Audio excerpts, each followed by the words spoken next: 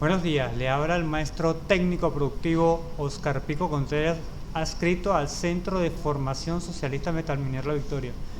Bienvenido a la lección número 4 del curso Oleohidráulica Industrial.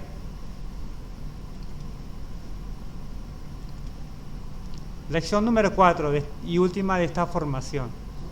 En esta ocasión vamos a hablar de motores hidráulicos. ¿Qué son los motores hidráulicos? Son elementos consumidores de energía. Ellos convierten toda la energía hidráulica en trabajo mecánico.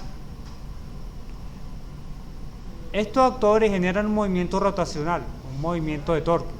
Recordemos que torque es fuerza por distancia.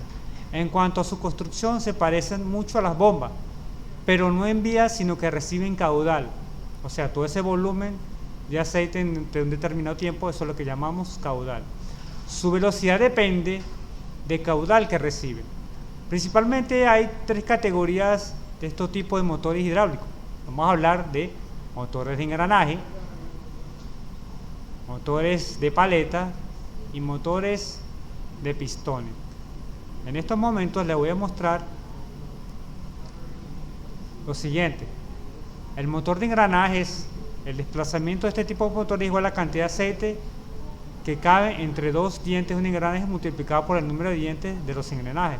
En este caso tengo un motor de engranaje, una gráfica, donde se ve en esta flechita que está acá toda esta presión que va a actuar sobre las paredes de los dientes va a generar un movimiento rotacional de torque. ¿Okay? Todo ese aceite va a salir hacia el tanque, de regreso al tanque. Entonces toda esa presión me va a generar una fuerza de torque.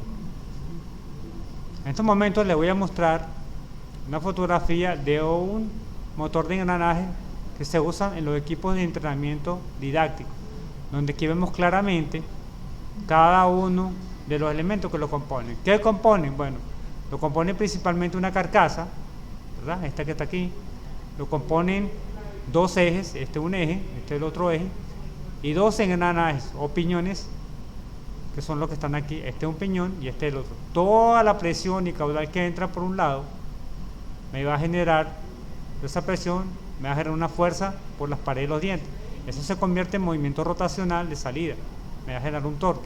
Todo el aceite que está aquí va a salir hacia el tanque. Vamos a hablar un poco ahora de los motores de engranaje interno. Estos tipos de motores de engranaje interno funcionan de la siguiente manera. Les voy a mostrar una fotografía de un motor de engranaje interno utilizando los equipos de entrenamiento didáctico. Aquí vemos claramente la carcasa, que es esta que está aquí.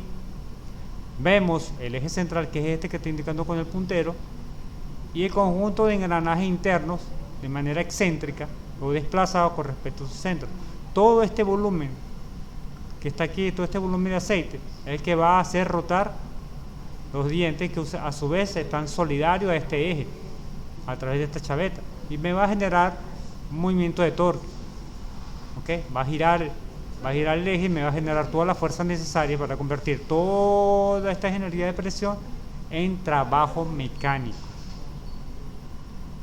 Vamos a hablar un poco de los motores de paleta o el motor de paleta.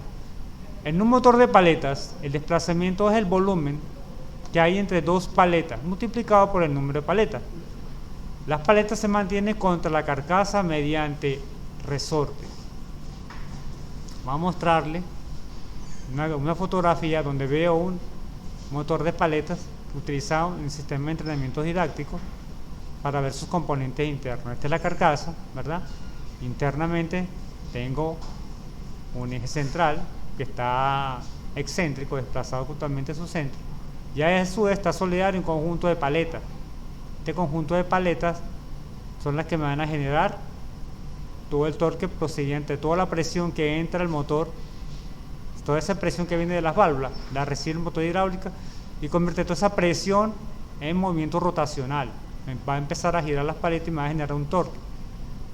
Ese movimiento rotacional, ese torque, es producido precisamente por eso, por toda la presión. Todo el aceite o toda la presión que entra aquí va a salir hacia el tanque. Vamos a hablar un poco del motor de pistones. El desplazamiento de un motor de pistones es igual al área de cada pistón multiplicada por el número de pistones y por el recorrido que hace dentro de la camisa.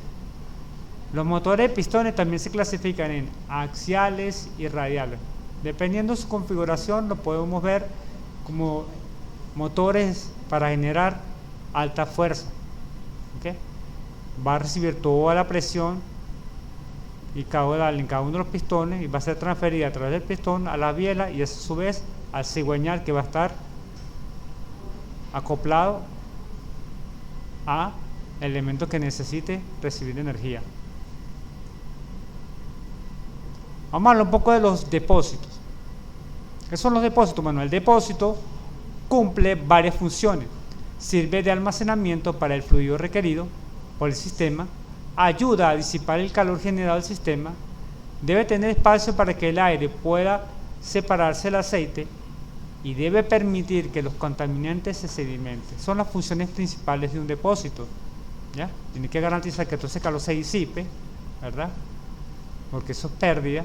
Debe tener suficiente espacio para que el aire pueda separarse del aceite y debe permitir que los contaminantes, producto de la fricción de los elementos de las válvulas y los motores, queden en el fondo del tanque. Aquí le tengo una gráfica donde le voy a mostrar los principales elementos que componen un depósito. Tenemos la tapa de limpieza, la estoy señalando, tengo la línea de retorno, tengo la línea de drenaje, tengo la línea de expiración, tengo el tapón de llenado con filtro de aceite, tengo el colador y una placa desviadora. En este momento les estoy mostrando una fotografía de un depósito, que es este que está aquí, y aquí tenemos la unidad hidráulica, tenemos el motor acoplado con la bomba, un conjunto de manómetros. Los manómetros son indicadores de presión. ¿Okay? Estos manómetros me van a indicar la presión que genera la bomba. Pueden ver en dos escalas, en escala de PSI, que son PSI, la fuerza sobre pulgada cuadrada, o bares. Un bar es 1 kilogramo de fuerza sobre centímetro cuadrado. Entonces tengo la línea de retorno aquí, lo ven claramente aquí. ¿Ok? Tengo la línea de succión, tengo el tapón de llenado. Vamos a hablar un poco de la ruta del aceite en el depósito. En los equipos industriales se acostumbra a ampliar un depósito cuya capacidad sea por lo menos 2 o 3 veces la capacidad de la bomba en litros por minuto. Estamos hablando de litros por minuto, que es volumen sobre tiempo, o lo que llamamos caudal. Significa que el depósito tiene que tener el suficiente volumen de aceite que sea 2 o 3 veces mayor que lo que genera la bomba. ¿Ok? Tenemos la representación del filtro que va al sistema, la línea de succión y la línea de retorno. Y aquí está la placa desviadora o separadora. Eso permite la sedimentación de todas las partículas producto del desgaste de los elementos mecánicos que conforman el sistema, lo que son las válvulas, son elementos mecánicos, y la bomba. En estos momentos les voy a mostrar del lado derecho de esta gráfica la representación gráfica de un circuito y un esquema de funcionamiento del lado izquierdo. Tengo la disposición típica de la válvula de seguridad. ¿Cuál es la válvula de seguridad? Esta válvula que le muestro aquí del lado izquierdo en el esquema. Aquí del lado derecho el diagrama hidráulico, donde puedo ver cómo se representa gráficamente su simbología. Y ahora vamos a conocer también cada uno de los elementos que componen este sistema hidráulico. Tengo el actuador o cilindro de efecto, que realiza trabajo mecánico de extensión y retracción. Tengo la línea de aspiración, ¿verdad? Tengo la línea de retorno a tanque. Tengo una válvula de 4 vías, una válvula distribuidora de 4 vías, 2 posiciones, accionamiento por palanca, retorno por muelle, normalmente abierto. Aquí represento también la válvula de seguridad o limitadora de presión. Entonces tengo el elemento generador de energía, este con que estoy señalando es la bomba, ¿verdad? Ese que va a crear toda la energía de succión me va a llevar presión al sistema. Esta válvula me va a regular toda la presión que no exceda el 100% de lo que manda la bomba. Yo no necesito que mande el 100% de toda la capacidad de la bomba, solamente la presión que requiere el sistema. Tengo la válvula distribuidora que me va a distribuir toda esa caudal y presión hacia el actuador. Fíjense que las válvulas pueden estar normalmente abiertas o normalmente cerradas. Esta está normalmente abierta. Si llego a la línea de presión, hago seguimiento a esta línea, veo y asumo que tengo la presión por acá, y esa es la cámara de retracción del cilindro, y todo el aceite que va aquí va a retornar al tanque. Es una ruta. Tiene dos posiciones la válvula, una posición pasiva y una posición activa. En este caso está en posición pasiva. Una vez que yo acciono la palanca, esta palanca está aquí, este cuadro que está aquí pasa hacia el lado derecho y cambia sentido de flujo. Entonces toda la presión seguiría hacia acá, llenaría todo el pistón, todo el aceite que está aquí y retornaría al tanque. Una vez que suelte la fuerza con que estoy presionando, él va a retornar a su posición pasiva. ¿Ok? Aquí tengo ya un montaje ya real, un sistema de entrenamiento didáctico, cada uno de los componentes. Este es el actuador o el cilindro de efecto que hace trabajo mecánico en doble sentido, de retracción y de extensión. Tengo la válvula 4 vías, 2 posiciones, accionamiento por palanca, retorno por muelle, aquí está la palanca. Tengo esta válvula que es la reguladora de presión. Tengo los conductos o las mangueras, que ya hablamos en la clase anterior. Y tengo aquí un manómetro, un reloj para visualizar la presión que se genera en el sistema. Vamos a ver el circuito número 2. Vamos a ver la ubicación de una válvula reguladora de caudal y de una válvula limitadora de presión en un sistema hidráulico. Un diagrama básico, un circuito muy básico donde se representa cada uno de los componentes y las diferentes válvulas. Tengo la válvula limitadora de presión y tengo una válvula reguladora de caudal. Cuando regulo caudal, puedo regular la velocidad de extensión y de retracción del actuador mecánico, del actuador hidráulico que está trabajando en este momento. Aquí tengo los componentes, aquí tengo la bomba, tengo la válvula reguladora de caudal, tengo la válvula distribuidora de 4 vías, 2 posiciones, accionamiento por palanca, retorno por muelle, tengo la válvula limitadora de presión y tengo el actuador de doble efecto. Una vez que yo enciendo la bomba, regule con la presión de trabajo un 10-20% de su capacidad total, acciono la palanca, toda la presión que pasa por acá va a hacer que el cilindro se extienda y todo el aceite que está en esta cámara de tracción va a regresar al tanque. Una vez que yo suelto la posición, regresa a su posición pasiva y el actuador regresa a su posición inicial. En estos momentos les muestro el montaje que se hizo en equipo de entrenamiento didáctico. Tengo el cilindro de efecto, tengo la válvula distribuidora de 4 vías, 2 posiciones, accionamiento por palanca, retorno por muelle normalmente abierta. Aquí tengo la válvula reguladora de caudal que me va a regular la cantidad de fluido hidráulico que va hacia el sistema, y tengo la válvula reguladora o limitadora de presión. Aquí tengo el manómetro que me mide la presión del sistema.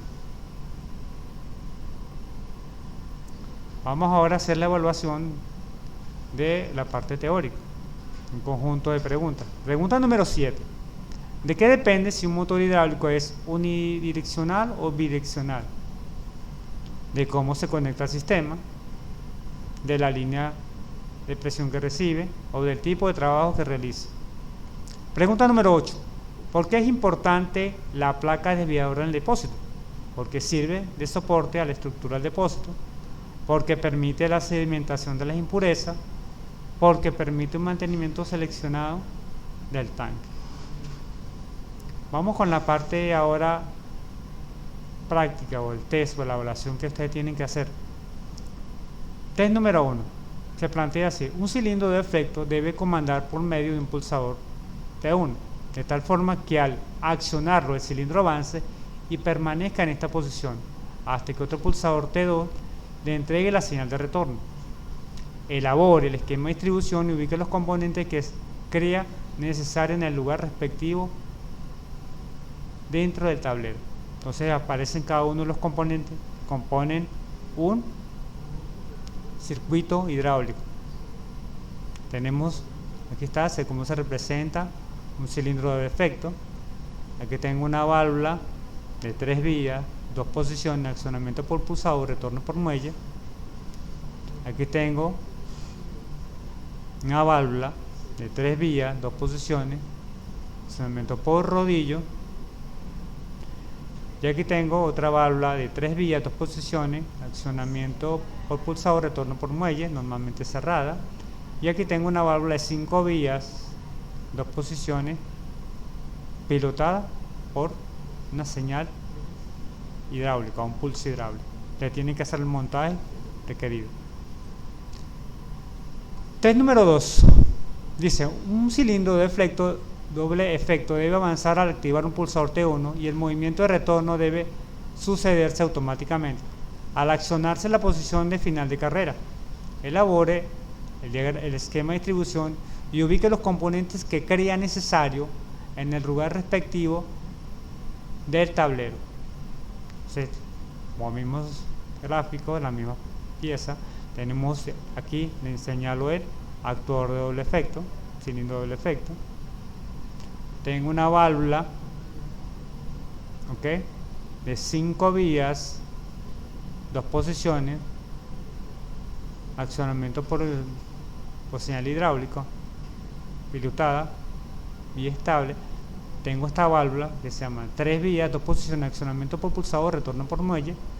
Tengo otra válvula T1 de 3 vías, 2 posiciones, accionamiento por pulsador, retorno por muelle. Y tengo una válvula de 3 vías, 2 posiciones, accionamiento por rodillo, retorno por muelle. Tienen que hacer el montaje para que cumplan la función que pide la pregunta. Pregunta número 3. El avance de un cilindro de efecto debe efectuarse por medio de un pulsador y luego de alcanzar su posición final deberá retroceder, aun cuando el pulsador de arranque permanezca accionado. Elabore el esquema de distribución y ubique los componentes que crea necesario en el lugar respectivo dentro del tablero. Son los mismos componentes que les expliqué en la lección anterior. Test número 4. Un cilindro de efecto debe comandarse en forma indistinta por medio de un pulsador T1 o T2. Luego de llegar al final de carrera, el retroceso puede realizarse apenas cuando se haya liberado una señal del pulsador T3. Elabore el esquema de distribución y ubique los componentes en el lugar respectivo dentro del tablero. Aquí tenemos algo muy interesante. Tenemos la válvula distribuidora de 3 vías, 2 posiciones, accionamiento por pulsador, retorno por muelle, normalmente cerrada. Tengo otra válvula de 3 vías, 2 posiciones, accionamiento por pulsador, retorno por muelle, normalmente cerrada. Tengo otra válvula de 3 vías, 2 posiciones, accionamiento por pulsador, retorno por muelle. Tengo 3 válvulas del mismo tipo. Aquí tengo una válvula de 3 vías, 2 posiciones, accionamiento por rodillo, retorno por muelle, normalmente cerrada. Aquí tengo un actuador de doble efecto.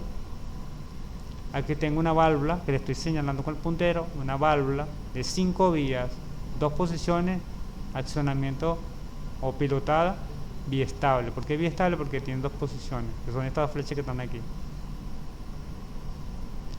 Tengo una válvula lógica. Estas válvulas lógicas trabajan de la siguiente manera. Tengo esta válvula, que es una válvula AND, una señal y la otra para que pueda, porque si le meto presión por un lado, ella se cierra. Si le meto presión por otro lado, se cierra. Tiene que llegarle presión por los dos lados para que ella pueda funcionar. Es una válvula AND o I. Tengo esta válvula que es una válvula OR, una señal o la otra. ¿Por qué? Porque yo puedo meter presión por acá y esta esfera se mueve hacia adentro y deja pasar el fluido. Si la piloto por otro lado, le llega la señal y pasa. O una o la otra. Bueno, jóvenes, esto todo ha sido por la clase de hoy. Espero que les haya gustado la formación. Hasta luego.